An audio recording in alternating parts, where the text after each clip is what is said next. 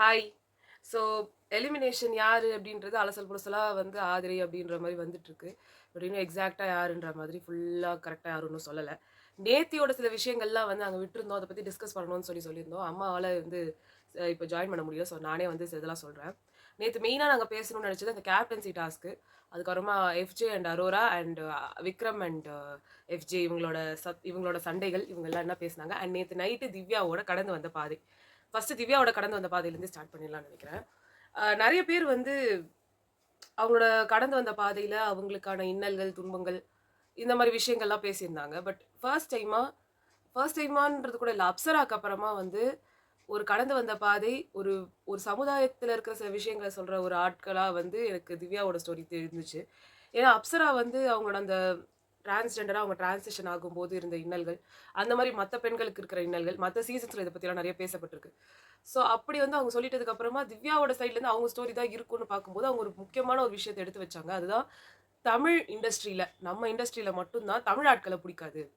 மத்த மொழியில இருக்கவங்க எல்லாரையுமே தூக்கிட்டு வந்து போடுவாங்களே தவிர்த்து, தமிழ் ஆட்களுக்கான உண்மையான ஒரு சான்ஸ் வந்து குடுக்கறது கிடையாதுன்னு சொல்லி அவங்க பேசினப்போ, அது ரொம்ப ஹிட் ஆச்சு. ஏன்னா நம்ம இத எப்பயுமே தொடர்ந்து பேசிட்டு இருக்கிற ஒரு விஷயம் தான். தமிழ்ல பேசுற நல்லா தமிழ் பேசக்கூடிய, தமிழ் நல்லா எழுத படிக்க தெரியக்கூடிய, அ த தமிழ் ஆட்கள வந்து காஸ்ட் பண்றதுக்கு பதிலா, வேற யாரெல்லாம் வந்து பாசிபிலி அவங்களுக்கு இருக்காங்களோ, அவங்க எல்லாரையுமே காஸ்ட் பண்றது தான் நம்ம இண்டஸ்ட்ரியோட வழக்கம். இது வந்து ஜஸ்ட் நாட் ஒரு சினிமா இண்டஸ்ட்ரின்னு மட்டும் இல்ல. ஒரு சீரியல் இண்டஸ்ட்ரியா இருக்கட்டும், இல்ல இப்பலாம் வந்து நம்மளோட சாதா பேசிக்கான இதுல கூட நம்ம ஆட்கள வந்து சேர்த்துக்கூடாதுன்ற லெவலுக்கு வந்து இறங்கியாச்சு. ஒரு அது ஒரு லேபர் ஒர்க்கா இருக்கட்டும், இல்ல ஒரு ஐடி ப்ரொஃபஷனலா இருக்கட்டும். தமிழ்நாட்டிலே தமிழ் ஆட்களுக்கான மரியாதையோ, இல்ல இதுவோ இல்லன்ற ஒரு விஷயத்த ஒரு பெரிய சமுதாய ஒரு இத வந்து அவங்க சொன்னதா எனக்கு ஃபீல் ஆச்சு நேத்து நைட் நான் அத உட்கார்ந்து கேட்கும்போது. ஏன்னா, அவங்க ஈஸியா வந்து அவங்களுக்கு ஒரு மேரேஜ் வந்து ஸ்டாப் ஆயிடுச்சு. அது வந்து அவ்ளோ பெரிய ஒரு அனவுன்ஸ்மென்ட்டா வந்தது. ஆர்.கே. சுரேஷோட அவங்களோட மேரேஜ். அது வந்து திடீர்னு தடப்பட்டுச்சு, நின்னு போச்சு.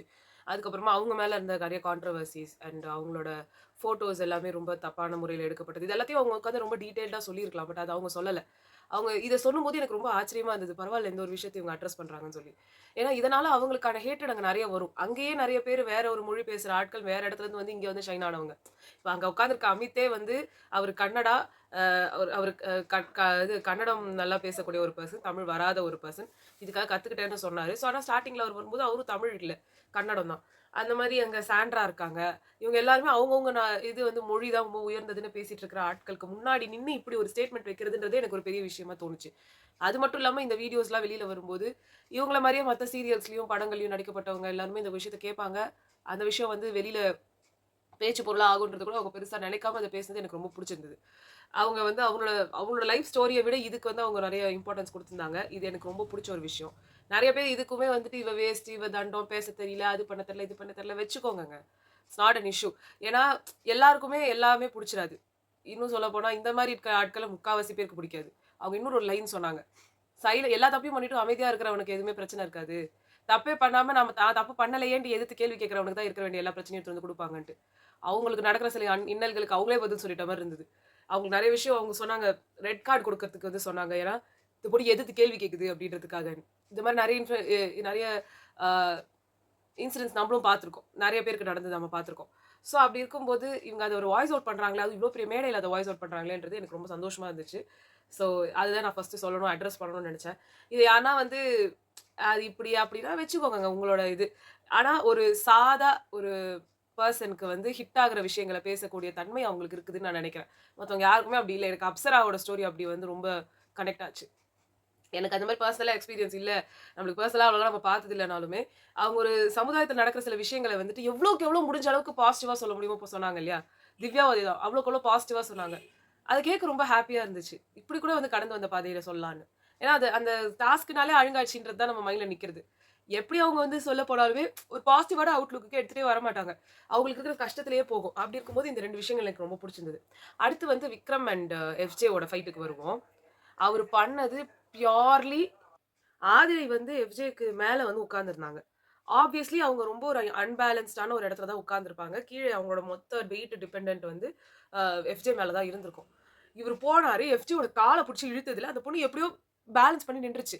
பட் அங்க ஆக்சிடென்ட்ஸ் ஆவறதுக்கான முக்காவாசி சான்சஸ் இருக்கு. அசால்ட்டா கீழ விழுந்து மண்ட அடிபடுறதுக்கான சான்ஸ் இருக்கு. இது எல்லாத்தையும் தெரிஞ்சு, அறிஞ்சு, புரிஞ்சு நான் வந்து ரொம்ப மென்மையானவன், ரொம்ப நல்லவன்னு காமிச்சுக்க கூடிய விக்ரம் அத பண்ணும்போது ரொம்ப கேவலமா தான் இருந்துச்சு. அந்த பெர்சன் ஆதிரை இல்லாம வேற யாருனா இருந்தாலுமே இவங்க ரொம்ப கான்சென்ட்ரேட்டா இருந்திருப்பாங்க. இந்த பிரச்சனை இன்னும் ஊதி பெருசாகியிருக்கும். எஃப்ஜே அவனோட அக்ரஷன காட்டுறான். எஃப்ஜேக்கு வந்து அவன் விக்ரம் மேல இருக்கிற கடுப்ப காட்டுறான். எப்படி வேணா சொல்லுங்கள தப்பே கிடையாது. ஆனா அதோட உண்மைய நீங்க உள்ள போய் ஆராய்ஞ்சு பார்த்தீங்கன்னா தெரியும். விக்ரம் இப்படிப்பட்ட ஒரு இத நெறைய தடவ பண்ணியிருக்காரு. இத கனிய தூக்கி போட்டுருக்காரு. இத நாங்க சொல்லியிருக்கோம். இந்த ஒரு அதுக்கப்புறமா போய் சாரி கேட்கிறதோ, இல்ல இது எல்லாத்தையும் பண்ணிட்டு சாரி. இது இவங்களோட வீட்டு ஆட்களா இருந்தா இவரு இப்படி பண்ணுவாரா? இந்த வீட்ல இருக்கிற யாரையுமே அவர் வந்து அந்த ஒரு இதுல பார்க்கல. இவர் சொல்ற மாரி அன்பு, பாசம் இதெல்லாம் அவருக்கு யார் மேலயுமே இல்ல. அவரு வின் பண்ணணும் அவ்வளவுதான். இது வந்து அவ் ச கனி இருந்திருந்தா சபரி பண்ணியிருக்க மாட்டாருன்ற மாரி கதை கிடையாது இது. இவரு யார வேணாலும் பண்ணுவாரு. கனிய 2, 3 வாட்டி தூக்கி போட்டுருக்காரு. ஆதிரியையும், அரோராவையும் அப்படி தூக்கி விளாசுனாரு அந்த பால் கேம்ல. அப்பலாம் அவங்க வந்து அத பெருசா எடுத்துக்கல. அது ஒரு பெரிய விஷயமா பண்ணலையே தவிர்த்து, அது நம்ம பார்க்கும்போது ரொம்ப கொடூரமா இருந்துச்சு. அப்படி தூக்கி தூக்கி போடுறாங்களே அவங்களன்னு. அதே மாரி ஆதிரை வந்து இப்போ மேலருந்து கீழ விழுந்ததுன்றது வந்து ரொம்ப ஒரு பயங்கரமான இது. அவர் மேலேயே ஏறி கூட ஒரு தடவ விழுந்தாங்க. அந்த பால் டாஸ்க்ல வந்து அவங்க மேல ஏறி தொப்புனு கீழ விழுந்தாங்க. டமால்னு விழுந்தாங்க. எதுவும் ஆகல. இருந்தாலும் அது ரொம்ப ரிஸ்கியா இருந்தது. பட் அது அவங்களே பண்ணிக்கிட்டது. அவங்களே எகிறி குதிச்சு, அவங்களே பேலன்ஸ் மிஸ் ஆயி கீழ விழுந்தாங்க. அதுக்கு ஒண்ணும் பண்ண முடியாது. பட் இந்த இடத்துல வந்து ஒரு ஆள் வந்து அத இழுக்குறாங்கன்றப்போ, அதனால கீழ விழறாங்க. சோ அப்படி இருக்கும்போது அது ரொம்ப டேஞ்சரான ஒரு விஷயம். அத வந்து எஃப்ஜே வந்து அட்ரஸ் பண்ணதுல எனக்கு எந்த தப்பும் தெரியல. அவரு சொன்ன மாதிரியே எந்த ஒரு வேலைய பண்ணிட்டும், கடைசில வந்து வந்து சாரி கேட்கறது என்ன கத? அப்புறமா எதுக்கு எடுத்தாலும் நான் வந்து பிக் பாஸ மதிக்கிறேன். பிக் பாஸ் கோயில் மாதிரி நான் அவரு சொல்றது எல்லாத்தையும் கேட்பேன். அவரும் தான் உங்கள இந்த மாரிலாம் எதுவும் ஹார்ஷா விளையாடாதீங்கன்னு சொல்றாரு. அன்னைக்கு அத மட்டும் நீங்க ஏன் கேட்க மாட்றீங்க? நான் மைக்க வந்து போடுவேன். நான் ரொம்ப நல்லவன். நான் அப்புறமா போய் எந்த தப்புமே பண்ணாத விக்ரம் வந்து அந்த ட்ரெஸ்ஸிங் ரூம்க்குள்ள சுபிக்ஷா கூட்டிட்டு போயிட்டு பேசுவாரு. இது என்ன கதை இது? இதே கதைய வந்துட்டு அ பார்வதியும், கமருதீனும் பண்ணும்போது எகிறி குதிச்சார்ல இவரு. இத தான அவங்க அவங்க இன்னும் ரொம்ப மோசமா பண்றாங்க. அது வேற விஷயம். பட் ஸ்டில் அவங்களும் வந்து இதே மாரி தான சம்திங் ட்ரை பண்ணிட்டு இருக்காங்க. அத நீங்க ஒரு தடவ பண்றது தப்பில்ல. அவங்க பல தடவ பண்றதுனால தப்புன்றது மட்டும் இல்ல. ஒரு தடவ பண்ணாலுமே தப்பு தான். அவங்களது வந்துட்டு அது வந்து கணக்கில்லாம போற ஒரு விஷயம். அவங்கள வந்து நம்மளால எதுவுமே சொல்ல முடியல. அவங்க சொல்றதுமே நம்மளுக்கு வந்து வார்த்தை வேஸ்ட்ன்ற மாரி இருக்கு. ஆனா இவரு ஏதோ இப்ப தான் ஆரம்பிக்கிறாருன்றதுனால கத்த வேண்டியதா இருக்கு. அடுத்த விஷயம் வந்து அரோராக்கும், எஃப்ஜேக்கும் வந்த ஒரு ஃபைட். அரோரா அந்த டாஸ்க்ல நெறைய பண்ணாங்களான்னா, அந்த 2 1/2 மணி நேரம் ஆடுனதே போதும்னு நெனைக்கிறேன் நானு, அந்த டாஸ்க்ல. ஏன்னா, அவங்க டிஸ்ட்ராக்ட் பண்ண வரல, இது பண்ண வரல. டெலிபரேட்டா எஃப்ஜே நான் வரமாட்டேன்னு சொன்னாரு. ஜஸ்ட் பிகாஸ் அவருக்கான ஒரு ஸ்பேஸ் குடுக்கல, அவருக்கான அந்த சண்டைய வந்து 1 ஹார்ல காட்டவே இல்ல. ரொம்ப சின்ன புள்ளத்தனமா இருந்தது. அதுக்கு நான் வந்து வரவே மாட்டேன், உங்க கூட சேரவே மாட்டேன் அப்படிலாம் சொல்லிட்டு போனவரு அவரு. அவர் நீங்க எந்த விதத்துல நீங்க வந்து ஒரு நல்ல ஒரு டிஸ்ட்ராக்ட் பண்ணிட்டாங்கன்னா நல்ல பெர்ஃபார்மரா? ஒரு செகண்ட்ஸ் கணக்கு பண்றதுலயோ, மினிட்ஸ் கணக்கு பண்றதுலயோ ஒண்ணும் அவ்ளோ பயங்கரமா இவங்க எல்லாரும் அந்த டாஸ்க்கே ஒண்ணுமே கிடையாது. அந்த 2 1/2 மணி நேரம் உட்கார்ந்து ஆடுறது தான் பெரிய விஷயம். இவங்க ஒரு 2 1/2 மணி நேரம், இவங்க வந்து 2 மணி நேரம்.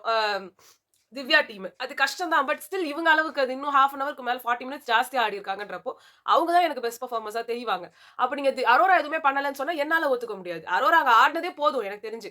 அண்ட் அவரு கேட்ட கேள்விகள் அரோராக்கு வந்து அது எல்லாமே வேலிட் தான். அதுக்கு அரோரா திருப்பி எஃப்ஜேவ கேட்டதும் வேலிட் தான். 2 பேர் மேலயும் தப்பு இருக்குன்றப்போ, 2 பேருமே ஒழுங்கான கேள்விகள கேட்டுக்கிட்டாங்களோன்னு எனக்கு தோணுச்சு அவ்வளவுதான். இந்த மொத்த இதுலயுமே இந்த விஷயங்கள்லாம் நான் சொல்லணும்னு நெனச்சேன். அண்ட் அ ஆதிரையோட ஃபேமிலி 24 ஹவர்ஸ் வந்து இருப்பாங்க. இப்ப சப்போஸ் அவங்க எவிக்ட் ஆயிட்டாங்கன்னா வந்துட்டு வேற ஒரு ஃபேமிலி வருவாங்களா? ஃபேமிலிய வந்து 24 ஹவர்ஸ் தக்க வைக்க போறாங்களா? இல்ல இந்த கான்செப்ட்டே தூக்கிடுறாங்களா? அப்படின்றது நம்மளுக்கு தெரியல. ஏன்னா எனக்கு தெரிஞ்சு பிக் பாஸ் டீமும் சரி, நம்ம சொன்னதும் சரி, அந்த ஃபர்ஸ்ட் டீம் கரகாட்ட கும்பல் ஜெயிச்சிருந்தா சாண்ட்ரா ஃபேமிலி. இந்த எம்மாடி ஆத்தாடிக்கு கனி ஃபேமிலி அதுவும் விஜி.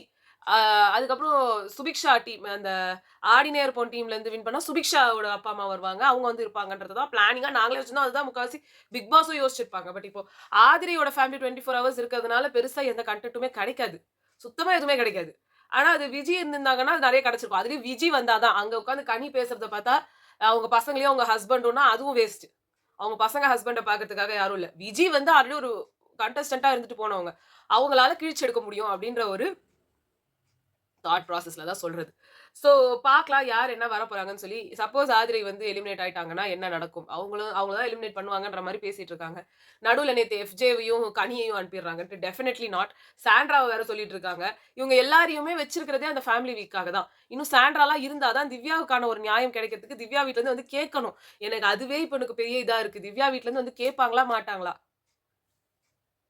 ஆக்சுவலா திவ்யாவோட ஸ்டோரிய பார்க்கும்போது, திவ்யாவோட பேரன்ட்ஸ் வந்து இவங்க இந்த சினி இண்டஸ்ட்ரிக்குள்ள வந்ததே பெருசா வந்து நினைக்காத ஆட்களா இருக்காங்கன்றப்போ, இந்த கேள்விகள கேட்பாங்களா இல்லையான்றதே எனக்கு பெரிய டவுட் ஆயிடுச்சு. பார்க்கலாம்.